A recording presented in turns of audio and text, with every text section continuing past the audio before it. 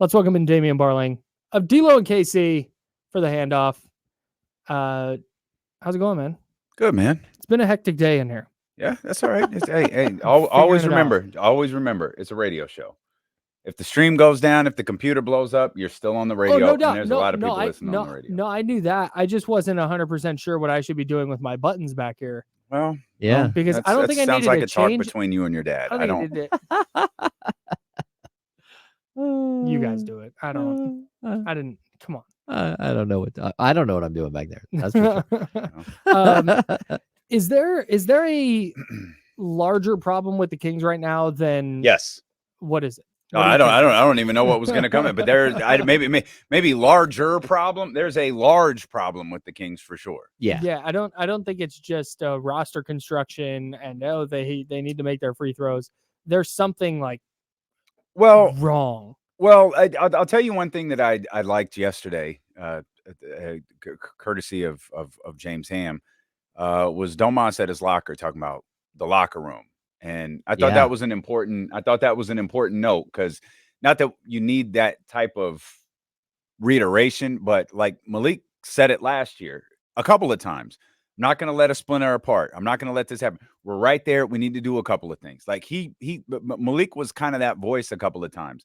Domas said that yesterday, and I thought that was really important, because I probably would have gone in today wondering not if the Sacramento Kings are the Philadelphia Eagles, but like what exactly is going on in there.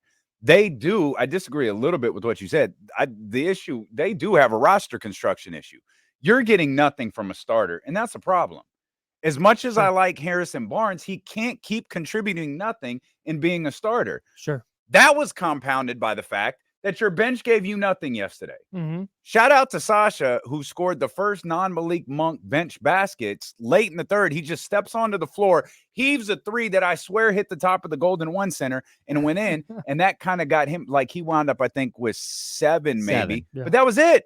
Yeah. That's what you're getting from your bench. But this bench used to be extremely reliable. And that is, I think, the crux of the issue. Mike's all in is gone.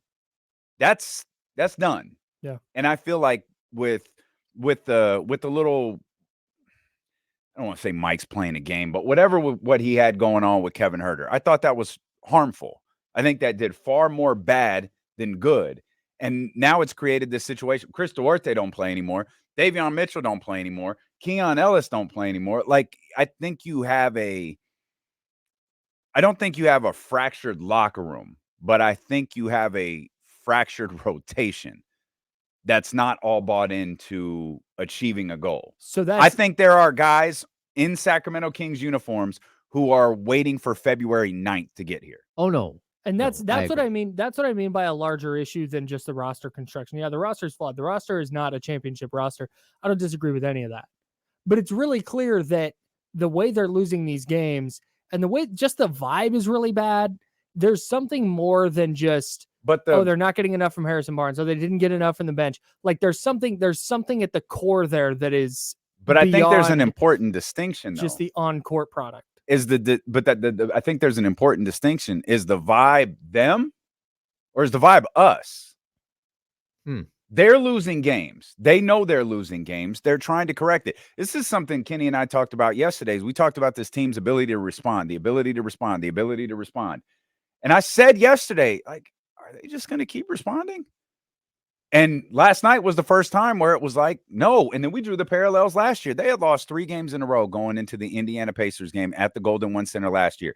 And it was Domas Sabonis who, after the game, said, look, everyone was wrapped up in Indiana and Tyrese and Buddy and all that. That's fine. We couldn't let 3 become 4. Last night, under very, very similar circumstances, 3 became 4. The ability to respond is getting more difficult for them. You've got a Pacers team that plays Kings basketball better than the Kings play it now. And so a larger rooted issue, maybe, I don't know what it is though. If the vibe in the locker room isn't bad, I'm going to put the vibes just on us. We don't feel good. We watch this team play. We see them getting blown out. We see them blowing teams out. We see them falling apart late in the fourth quarter. I don't buy the run in the final 2 minutes worth nothing. That meant, in my mind, the Kings got blown out yesterday. Yeah. The little it was cute. There was no point. Hey, I'm sorry Malik missed those free throws for his brain, for his mental makeup. That's the only reason I care. Because do we believe he was going to make 2, foul, like everything was going to go the Kings' way? Or like, he was going to make one, miss one, get the rebound, put it back. Yeah, game, it's such overtime. No doubt. over the top Yeah. circumstances, Yeah. right? So I don't buy anything I saw in the final 2 minutes and 20 seconds. Yeah. But it did leave me with the question: is why did y'all start playing like that then? Yeah. I'd say too, like, hey, the vibe issue. Okay, we got to run. But real quick, like I do feel like a lot of players are not only looking whether they'll be there, but who is gonna be missing, and I think they're feeling that as well. No doubt.